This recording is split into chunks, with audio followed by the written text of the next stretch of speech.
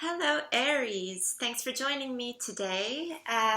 So I'm continuing the readings from yesterday. I began to just become extremely exhausted after the fourth reading, so I really needed to take a break. But you've been on my mind since yesterday. I'm mindful of the fact that I had released all other elements except for fire. Aries, I've actually already shuffled the cards. Your card came out before I could actually press play, and it is this 10 of Swords. I'm not seated in the best position. I hope you can see this card. This is the 10 of Swords as illustrated in the Alchemy England 1977 tarot deck, which is a tarot deck that's been in my possession for a while now, actually, but I haven't really done much reading with it. So we will be exploring this deck together, actually, and notably, it has actually come out reversed. So, Aries, before I start to interpret what this may mean for you, it's definitely worth checking out the general July 2020 reading that I put out yesterday for all signs, as that will really set the groundwork for helping you understand potentially what this, and I would like to view this as a catalyst card, may mean specifically for you.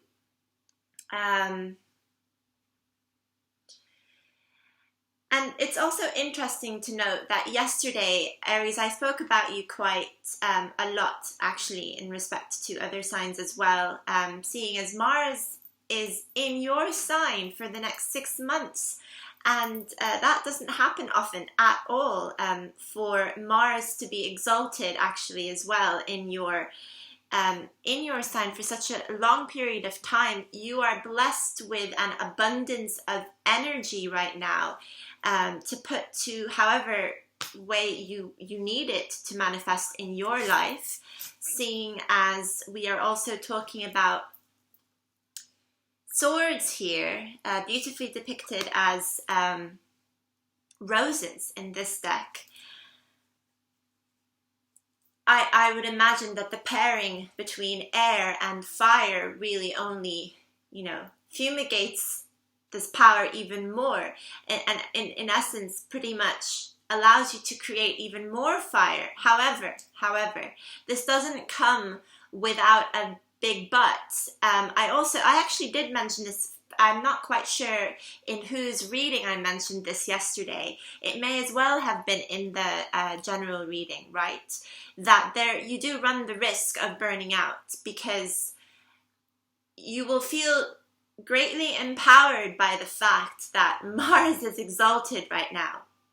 And you'll feel, as I said, an abundance of energy, which, forgive me for saying the next, could lead people to end up power tripping. So it graces you at first. You're excited to have this on board. Whenever there's a very strong indication of fire in a chart, then you know that there's a lot of creativity to look forward to. And with creativity comes ideas, comes innovation. And if you are able to manifest this wisely into your material world, can obviously mean all kinds of blessings come your way. But most of all, really, it's intellectual prowess that you can put to good use. With the 10 of Swords now appearing in the reverse for you, we're talking really about oppression potentially leaving you and being put behind. However, there is still caution that you need to note, in the sense that when we're talking about the 10 of Swords, you've really had it. You've really had it. So it's a turning point, essentially. And it's always good to come to concluding cards like the 10, although 10 of Swords is quite a difficult card to endure and usually lasts for quite a long time. In my opinion, it doesn't last any longer than the 9 of Swords, which leads up to it. The 9 being, you know, that last mile, which always feels like the longest. And once you get to 10, it is that breaking point where you're like, well, I've already suffered so much up to this point, and I'm not quite sure how much more I can give, which is why, traditionally speaking, the 10 of Swords is a figure of someone with all 10 swords penetrating their back, and they're dead on a beach, and no one there to really help them remove those swords. But with the 10 of Swords in the reverse, this is decreased in the sense that you can envision the swords actually falling from the person's back, and therefore you are liberated, whether this be portrayed as death in the sense that you are able to release yourself from this painful death. I mean, tell me who would survive 10 swords, right? Is open to interpretation, of course. And I'd also like to draw another card to help build the picture, but this time it is from the very tiny universal weight deck that I was gifted a while ago. Unlike other signs, yours is in the upright. By the way, I did not reshuffle these cards from yesterday. Both the Alchemy of England Tarot and, well, I obviously have shuffled the Alchemy of England Tarot for your sign. But in terms of the tiny universal weight deck that I'm using, this was already shuffled yesterday and for all signs, and I have left everything as it was yesterday because I wanted to kind of come back with this energy rejuvenated in a way. So we've got the 3 of Pentacles here, which talks about a kind of initiation in a way, if you will, but it also talks about court orders and proceedings and potential contracts either being created or being broken. It would be interesting if we see this as something that would be, you know, a promise once made and now broken between 3 people. Usually third party is a mediator of sorts, where you, the querent, whom I'm reading for, act as one of the 3, but potentially one of the 2, that would be directly affected by this contract. In the rare event that you happen to be the mediator,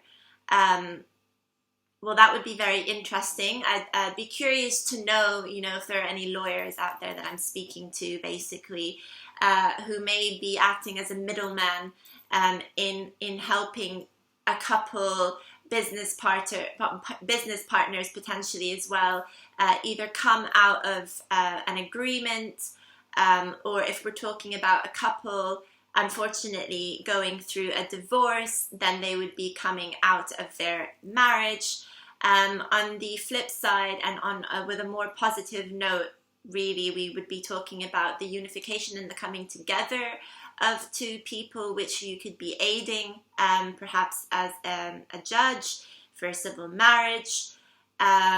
Although this is not your typical happy union per se, where it is more an agreed upon union, really. So it is more akin to a business agreement, which is not always a bad thing, hey? I mean, a lot of people have had arranged marriages that have worked out just as well as a more traditional marriage where 2 profess their love to each other and come together. And I have known some arranged marriages to work out even more successfully, actually, than your traditional, oh, we're in love and now we want to seal our bond, right? So all in all, please don't be turned off by this 10 of Swords in the reverse, because I actually do see it as a good omen. I see it as you've come out of you are coming out of a very difficult position that you were placed in, something which obviously required the endurance of a lifetime. You know, it takes a very long time to get from the Ace of Swords to the Ten of Swords. That completion is not something that is lived out overnight at all. It is really a lifetime of work put into something. I say a lifetime.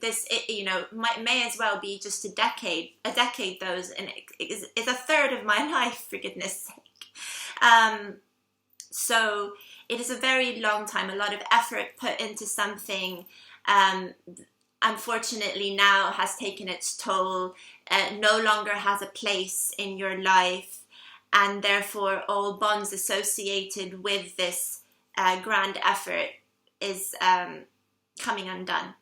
Basically, that's the best way that I can put it for you. And yeah, if we're going to relate this to the general reading that I did, you know, I'll only give you a summary of that reading because I still do want you to check it out, so that you can also come to it with a fresh mind in a way, and your perspective will be different from my perspective.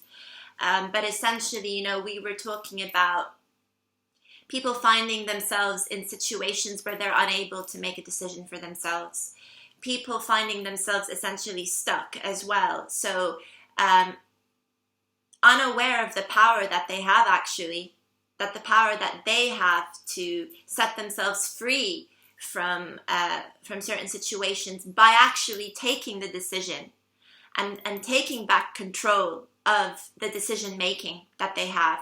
And I actually did, in fact, now that I think about it, make a reference to couples, because we were talking briefly about Venus retrograde and how that period is now coming to an end. I consider that we are at the very end of the shadow period, exiting Venus retrograde, and so a lot of couples may have endured a kind of hardship over the last couple of months. Hardship being, you know, having kind of difficult conversations with your partner and your loved one, or with your friends, or with your business partners. Again, you know, it really doesn't have to be romantic. It can be platonic, but it's usually a bit harder to deal with when it is on a romantic basis. And if you came out of it alive, well, congratulations. That means that you're only going to be building upon a more successful relationship. And just because you may be ending something potentially, you know, with your partner, doesn't mean that what's to come next doesn't involve reunion in the sense of a platonic reunion, right? You know, a lot of people go from being romantically involved to becoming extremely good friends. This is really funny that I'm even thinking about this. But the other day, you know, there was a documentary on Prince Andrew and Sarah Ferguson, whom he was married to, and they got divorced a very, very long time ago. She set off to live her life individually for a while, but of course they've got children together. And lo and behold, you know, she did move back in with Prince Andrew, and they continued to live together for 20 years and are of the best of friends, really. Okay, controversial issues aside though, but I thought that was quite interesting. You know, not everyone is capable of having that kind of relationship, especially after they've been involved in a marriage and have, you know, it's usually go your own ways, usually part and never really come back together again. But it shows that there is a humbling, you know, it's humbling to honor your partner that way. You lived a lifetime with them, you have these kids together. For the sake of the kids, people sometimes stay together. But should they reach that pivotal turning point where it's just no longer working for them, right? Who's to say, though, that they can't continue to have a respectful and still healthy relationship with one another? That does not apply if you are in a codependent, toxic relationship, in which case you are better off really severing your ties. Okay, so Aries, I'm intentionally keeping this brief and short, again, because general reading was around 40 minutes long, right? So thank you for your time. Apologies for the darkness. I just find it a bit more fitting to point in this direction, a bit more of an appealing background for you than my horrendous side of the room that I was showing off yesterday. So thank you again for being here. Let me know your thoughts if you so wish to share. Give this a thumbs up if you like it. As always, you are free to contact me through the links beneath the video, again, if you wish. Okay, and I will see you soon. Much love. Bye.